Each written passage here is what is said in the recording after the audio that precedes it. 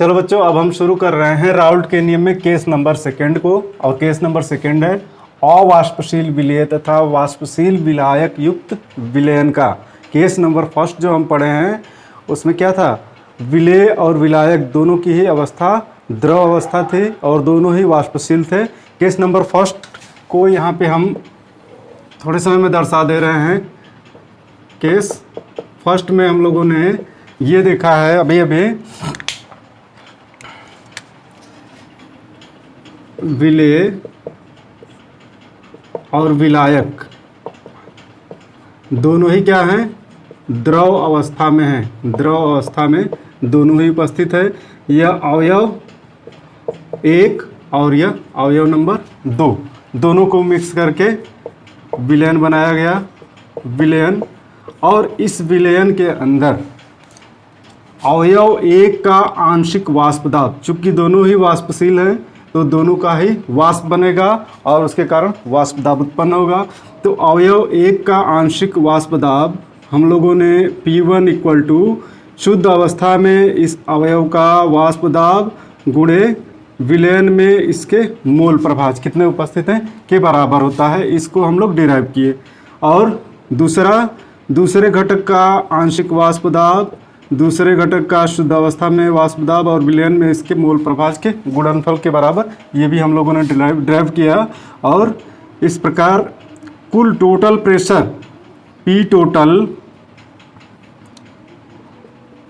Total किसके बराबर था, P1 प्लस P2 के। तो ये राउल्ट नियम का फर्स्ट केस हम लोग ख़त्म कर चुके हैं। और अब सेकेंड केस की बारी है। और यहाँ हम देख रहे हैं कि विलयनों में उपस्थित घटकों के आंशिक वाष्प दाब तथा उनके मोल प्रभाज के मध्य संबंध स्थापित करता है राउल्ट का नियम। अगर आप फर्स्ट केस नहीं देखे हैं तो पिछली वीडियो में जाएं, फर्स्ट केस को ज़रूर पढ़ें।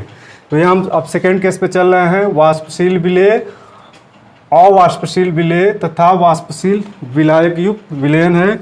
यहाँ हम विलायक को एक पात्र में दर्शा रहे हैं। एक पात्र है जिसमें विलायक पदार्थ लिया गया है, और विलायक पदार्थ लिया गया है जिसकी अवस्था द्रव अवस्था है। तो इसमें हम जरा इसके घटक कणों को दिखाएं। विलायक के घटक कणों को सरफेस पे दिखा रहे हैं। इस सतह पे विलायक के घटक कण कुछ यूँ व्यवस्थित होंगे, ठीक है। ये वाष्पशील है इसलिए इसको बंद पात्र में लिया गया है। इसकी वाष्प क्या होगी, वाष्पित होकर के इस पात्र की दीवारों से टकरा के पुनः संघनित होकर वापस आती है। ये सभी वाष्पशील द्रवों का गुण होता है, ठीक। और इसी कारण इसमें साम्यावस्था भी स्थापित होती है, जिसको हम पढ़ चुके हैं। इसी वाष्प के कारण इस द्रव के ऊपर जो प्रेशर पड़ रहा है उसको इस द्रव का वाष्प दाब कहते हैं। अब यहाँ पे हम लोग देखेंगे, मान लें कि यह शुद्ध विलायक है। विलायक शुद्ध अवस्था में है, प्योर है, और प्योर स्थिति में है तो यह वाष्प दाब P1 0 के बराबर है, P01, और यह अवयव नंबर 1 है, ठीक है। अब इसी विलायक में हम विलेय पदार्थ घोलकर एक विलयन तैयार करेंगे। विलयन को हम तैयार कर रहे हैं। यह विलायक था, इसमें विलेय पदार्थ घोल दिया। अब घोलने के बाद फिर इसके सतह पे हम विचार करें। अब इसके सतह की क्या स्थिति होगी, कुछ अणु इस विलायक के होंगे और कुछ अणु उस विलेय पदार्थ के होंगे जो हमने घोला है। उसको हमने रेड सर्कल्स द्वारा यहाँ दर्शाया है। ये रेड सर्कल जो हैं यह विलेय, और विलेय को हम ले रहे हैं घटक नंबर 2, अवयव सेकेंड। यह विलेय के अणु हैं और यह क्या हैं, जो ब्लैक सर्कल्स हैं यह विलायक के अणु हैं, विलायक के अणु, ठीक है। अब हमको क्या दिखेगा, यहाँ सतह पे चूंकि सभी विलायक के अणु हैं, सभी वाष्पशील हैं, सबकी वाष्प बन रही है, और यहाँ विलायक के अणु ही वाष्पशील हैं, विलेय के अणु अवाष्पशील हैं। ये वाष्पशील नहीं बल्कि अवाष्पशील हैं, इनकी वाष्प नहीं बननी है। तो केवल विलायक के अणुओं की वाष्प बनेगी जो सरफेस पे पहले की अपेक्षा कम हो गए हैं। यानी कि यहाँ पे जो वाष्पीकृत होंगे विलायक के अणु, उनकी संख्या पहले की अपेक्षा कम होगी। अब ये क्या है, विलयन है, तो विलयन का वाष्प दाब इस विलायक की अपेक्षा कम होगा। कब, किस केस में, जबकि इसमें अवाष्पशील विलेय पदार्थ घोला गया है। तो ये हमको हमेशा याद रखना है कि एक प्योर सॉल्वेंट का जो वेपर प्रेशर मिलता है वह कभी भी उसके सॉल्यूशन से ज़्यादा होता है। अब यहाँ हमको मान लो कि यह वाष्प दाब P1 प्राप्त हो रहा है इस विलयन में, और विलयन में विलायक के मोल प्रभाज X1 मौजूद हैं। तो हमको क्या देखना है, विलायक का आंशिक वाष्प दाब P1 प्रोपोर्शनल क्या होगा, इसके मोल प्रभाज के बराबर होगा, और इसका मोल प्रभाज विलयन में X1 है, या P1 इक्वल टू शुद्ध अवस्था में इसका वाष्प दाब P01 इंटू X1। ठीक है, ये हम पहले नियम से जानते हैं, पहले नियम में हम इसको निकाल चुके हैं। अब हमको क्या देखना है, विलयन का वाष्प दाब P1 P01 से कम प्राप्त हो रहा है, यानी कि वाष्प दाब में कमी आ रही है। तो यहाँ हम लिख दे रहे हैं वाष्प दाब में कमी, और इस कमी को मान ले रहे हैं डेल्टा P इक्वल टू क्या हो रहा है, P01 में से P1 को घटाना है। ठीक है, ये वाष्प दाब अधिक है, ये वाष्प दाब कम है, तो वाष्प दाब में कमी यहाँ हम घटा के प्राप्त कर लिए।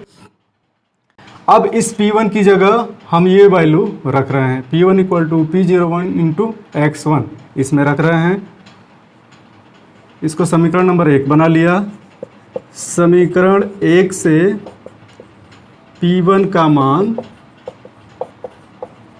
रखने पर delta P equal to P01 minus P1 की जगह हम रख रहे हैं, P1 को यहाँ यूँ बना दे रहे, P1 की जगह रख रहे हैं P01 इंटू X1 ये वैल्यू।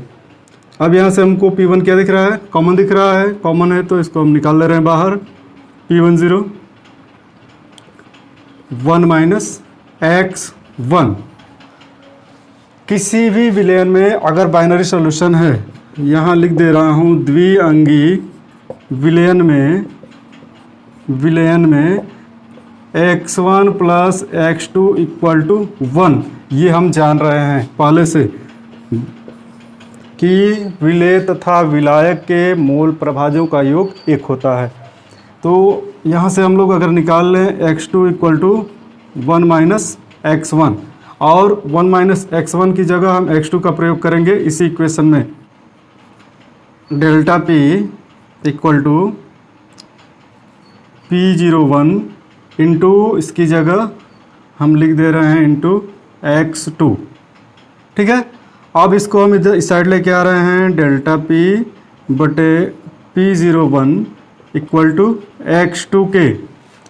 डेल्टा P बटे P0 ये क्या है, ये वाष्प दाब में कमी है, और यह पहले शुद्ध विलायक का वाष्प दाब है। इसको हम कहते हैं वाष्प दाब में आपेक्षिक कमी या वाष्प दाब में आपेक्षिक अवनमन, और इसी को हम कहते हैं relative lowering of vapour pressure. वाष्प दाब में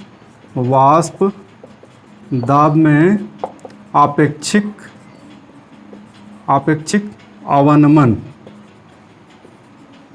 इस टॉपिक को हम लोग कॉलिगेटिव प्रॉपर्टी में पढ़ने वाले हैं, विस्तार से आगे पढ़ेंगे। डेल्टा P की जगह अगर हम P01 माइनस P1 का प्रयोग करें तो यहाँ से हम P01 माइनस P1 लिख ले रहे हैं, P01 माइनस P1 बटे P01 इक्वल टू X2। ये वैल्यू है P01 माइनस P1 बटे P01। इसी को कहते हैं RLVP, relative lowering of vapour pressure, वाष्प दाब में आपेक्षिक अवनमन। तो राउल्ट के सेकेंड केस वाले नियम को हम यूँ भी कह सकते हैं कि किसी विलयन के वाष्प दाब में आपेक्षिक अवनमन विलेय के मोल प्रभाज के बराबर होता है। X2 यहाँ विलेय का मोल प्रभाज है, यहाँ हम लिख दे रहे हैं X1 ये विलायक का मोल प्रभाज या मूल अंश और X2 विलेय का मूल अंश है, विलेय का मूल अंश, मूल अंश। ठीक है, तो इसको हम नियम के रूप में यहाँ लिख दे रहे हैं। किसी विलयन के वाष्प दाब में आपेक्षिक अवनमन